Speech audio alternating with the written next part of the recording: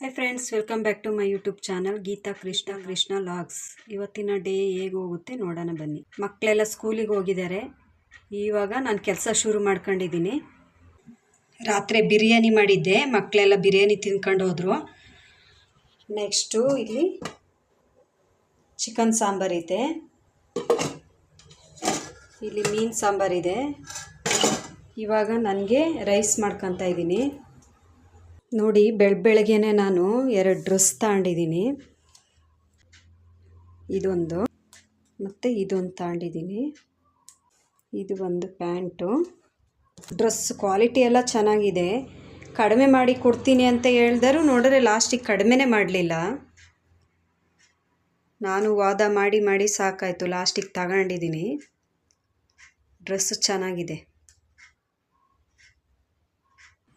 ಇಲ್ಲಿ ನೋಡಿ, ತುಂಬ ಮಳೆ ಇದೆ. ಬಟ್ಟೆ ತೊಳೆದಾಕಿದ್ರೆ ಬಟ್ಟೆ ಒಣಗ್ತಾ ಇಲ್ಲ.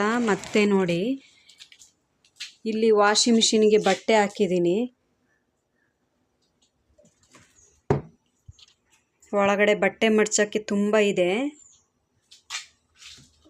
ವಾಷಿಂಗ್ ಮಿಷಿನ್ಗೆ ಬಟ್ಟೆ ಹಾಕಿದ್ದೀನಿ. ಅದನ್ನು ಆನ್ ಮಾಡೋಕ್ಕೆ ಅಂತ ಬಂದಿದ್ದೀನಿ ಇಲ್ಲಿ.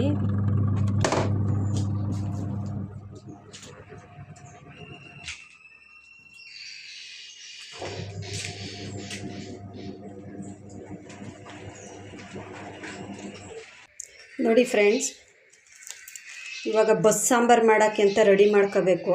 ಸೊಪ್ಪು ತಂದಿದ್ದಾರೆ ನಮ್ಮ ಮನೆಯವರು. 100 ರೂಪಾಯಿ ಸೊಪ್ಪು ತಂದಿದ್ದಾರೆ. ಸಬ್ಬಕ್ಕಿ ಸೊಪ್ಪು 4 ಕಟ್ಟಿದೆ. 4 ಕಟ್ಟಿದೆ. ಇದು ದಂಟಿನ ಸೊಪ್ಪು, ಇದು 2 ಕಟ್ಟಿದೆ.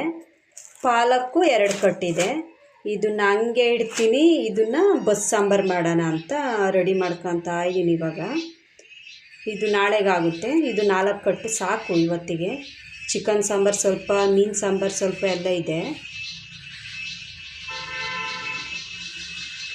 ಹಂಗೆ ಇಲ್ಲಿ ಬಂದರೆ, ಇದು ಹಣ್ಣಿನ ಹೆಸರು ನನಗೆ ಗೊತ್ತಿಲ್ಲ ಏನಂತ.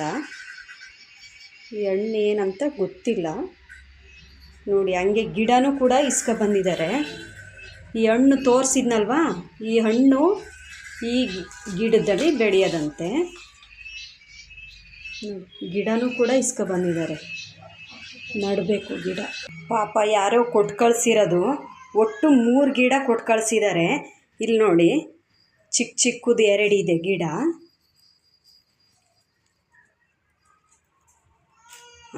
ಇದೊಂದು. ಅದು ಬಿಟ್ಟರೆ ಇಲ್ಲೊಂದಿದೆ.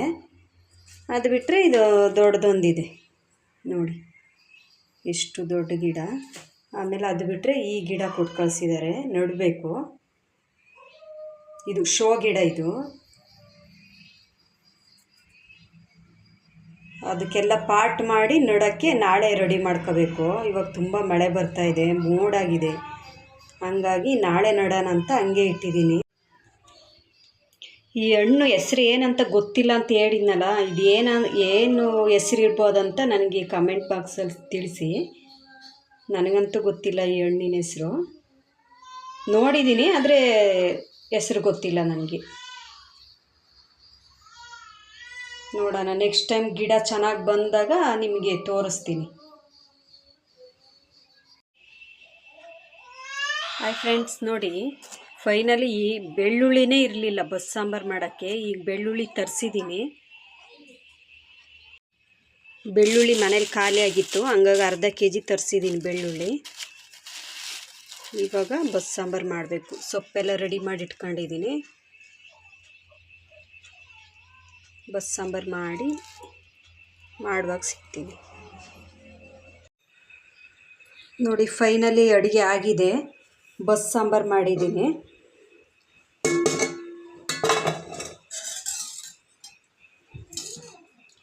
ಬಸ್ ಸಾಂಬಾರು ಮಾಡಿದ್ದೀನಿ. ಸೊಪ್ಪು ಒಗ್ಗರಣೆ ಮಾಡಿದ್ದೀನಿ.